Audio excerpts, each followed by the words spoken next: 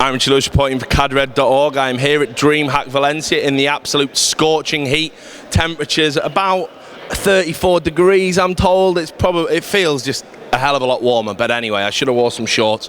Didn't want to get the lily whites out in case I blinded some passing gamer, but then again, you realise that, you know, when you come to these events, there's always going to be a troglodyte that's fucking far grosser and far uglier than you. So, it's why I come to them, it's why I do them. I'm kidding, guys, you're all beautiful. Right, anyway, so here I am in DreamHack Valencia. I want to do a little bit of an historical thing with you, which is quite rare. These tours generally aren't educational. I don't know why you like them as much as you do, but fuck it, let's drop some knowledge bombs on you. So, this is called the Feria Valencia, and what this is the oldest exhibition centre, and I'm just going to take you up so you can have a little look around. This is the oldest exhibition centre in Spain. It was founded in 1917, and why it's such an important and historic venue is that it's a trade centre, but it also is not for profit. So basically what it does, and you know, the area, I'm not going to lie, it's not great. I've been to Paterna, I walked through there today. It definitely needs a lick of paint, let's put it that way. You know, by having these events here, these kind of, you know, trade shows and not making a profit out of them, it allows them to sort of generate revenue for the locals, for the local businesses. And you know, about 56%, 60% of local businesses here are the services industry. So it's, you know, pretty much about tourists and people who are passing through town. It generates 1 billion in revenue, that's 1 billion euros every year, so it's hugely important. And obviously when an esports event comes here, it's kind of an opportunity, if you like, to tap into a new market, to have that extra event. It greatly benefits the people in the area, and of course it's a great venue, a historic venue, which obviously you get for, you know, a reasonable price. If anyone's wondering, you know, what the ethos behind having it here is, there you go. And if you just have a little further look around, the press is right down there. We're in that sort of glass area at the end. Now, usually I come to these events with a partner, but I'm doing solo coverage again. And it's very rare I do that because I'm getting old. I don't know if you've noticed, guys, but I'm starting to get on in ages. Waistline expanding, hair thinning, the classic signs. So I had to borrow a cameraman. Now, what I usually do is, when I go in the press area, I normally just use my fame and my influence to effectively bribe somebody to act as a part-time assistant, you know, because they might learn something. It's kind of like real business that way, internships, you know. But this time, no one really recognised me or gave two fucks, so I had to draft in someone who you might know. It's Darren Ball, aka Yak, of FM Esports, not Fragmasters, don't call him that or he gets very upset and he's bigger than me. But it was nice to sort of be able to band together with another, you know, kind of bulky, large Brit skinhead coming out to Spain, just like we used to in the 80s, and that's why they still overcharge us for taxis to this very day. Now, we're going to come into here, and this is going to be the first sort of part of the tour, which you're going to be hugely familiar with. Oh, look, it's people selling things.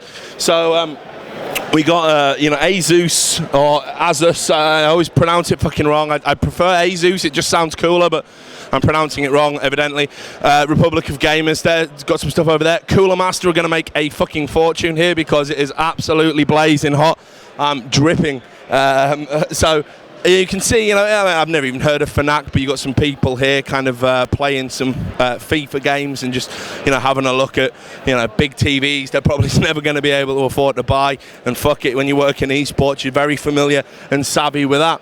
And, you know, the thing about Feria Valencia is it's always kind of designed for multi-purposes. So you've got these wide open spaces. It's kind of got that very, like, almost like a temporary feel, but it's kind of a little bit cooler because of it, I think. You know, it's like people have been putting these up, you know, in just this large, huge, you know, warehouse space.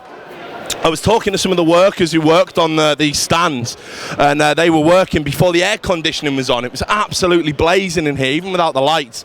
So huge sympathy towards them, but they were working tirelessly right up until when I touched down on the Wednesday. But that's pretty much the sales area. I'm not going to go through and particularly endorse anybody. I'm going to try not to endorse anyone while I'm doing it, because you have to pay for that sort of shit. I have got an agent now. I'll put his name at the end. But you can see we're starting to get to the tournament area now. You'll start seeing the familiar esports titles. And what I want to start with is the Street Fighter 4 area. Now, not a lot of people know this about me. I was a fighting games enthusiast. I started in fighting games a long time ago, back in the 90s. That was the very first esport I ever covered, was Tekken. if you can call it an e-sport. I was attending tournaments in barns, watching Welsh people in British national qualifiers. One of my proudest moments that I probably achieved, if you can call it an achievement, was hosting the UK's largest multiple fighting games tournament in Amiga sector, which I did with the help of guys from Electronic Dojo. They're really cool people. Check out their website, and that was awesome. So whenever I see a Street Fighter 4 tournament with all the button bashing and all the players, it does bring a tear of joy to the end of my penis. And you know, if you look over here, it's just got that tactile excitement. It's so great to watch. You can see the button bashing, people mashing their custom pads that you get from either Mad Catz or Razer. Again, not going to show any favoritism. And I missed all of Evo, and I've never been to one. I'd love to go. It would be like revisiting my spiritual home. I think before I retire, I might just do that. So anyway, so that's a Street Fighter 4 tournament. Now I'm having a look over here, Call of Duty, obviously you can see how many people that's attracting here. One of the most popular games going right now. People getting absolutely pumped for it as always. We found out that, you know, Call of Duty is just Black Ops, especially on the console, is just one of those games that ultimately are going to prove to be like infinitely popular. And it, you know, we had we covered this at Gfinity recently, where there was a yellow card and red card system because the banter can go a bit too far. But actually, sponsors quite like it. The sponsors quite like the fact that, you know, hey, let's fucking look at these players going absolutely mad for it, because you know, it just makes the game look, you know, infinitely more exciting. If you come past here, we're going to see one of the big screen areas.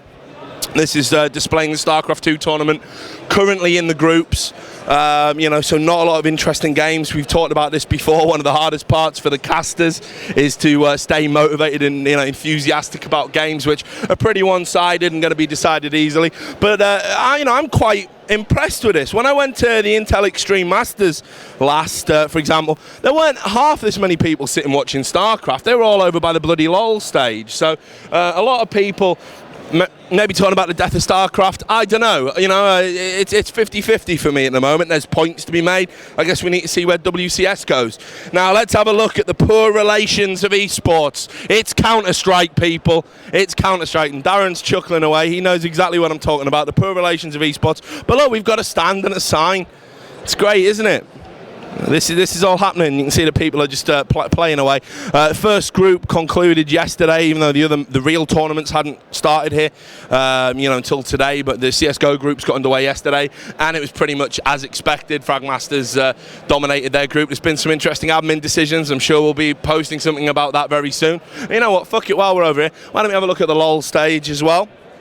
So I'll just take you over here if I can just push through people. And sorry, I knew that was going to happen. It's good to see you. There we go. So I was locked into the dance of death there. But you can see that LCS is obviously in Tenerife this weekend. And hilariously, I've been told they don't even have air conditioning. So I'm fucking laughing at, yeah, with your riot money, but you haven't got aircon. So have some of that, D-man. So that's awesome. But you can see as well, like, the League of Legends is still popular here, even though this is kind of a bit of a second string thing. And the noise that's come from the League of Legends stage has been so much that the CS:GO people have had to be furnished with those special sort of helicopter earphones, you know, so to drone out the noise, because they've been, you know, incapable of actually hearing what's going on in game.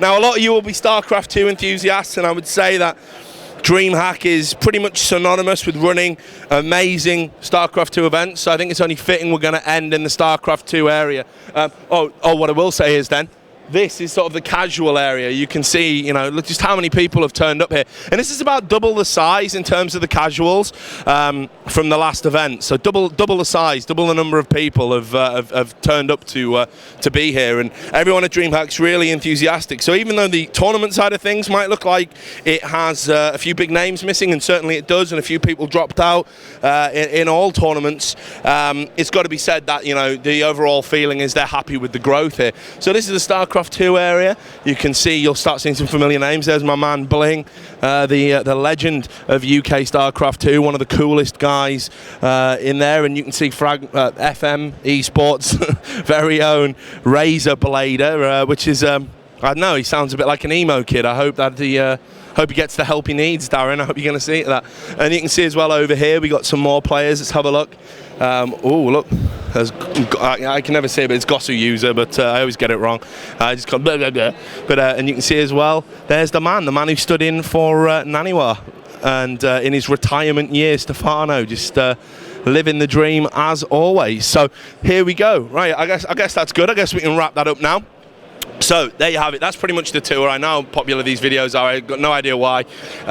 You're going to notice as well, it had an Alienware logo at the front. I just realised that I've got to edit an Alienware logo on. So while I'm saying about, I don't do endorsements, you've got to pay for those things and have my agent name, I forgot we already sold this. So yeah, Alienware PCs are awesome. I'm a corporate shill. And stay tuned to cadred.org. That's the website. Soon to become esports heaven. For more coverage like this at DreamHack Valencia. Peace.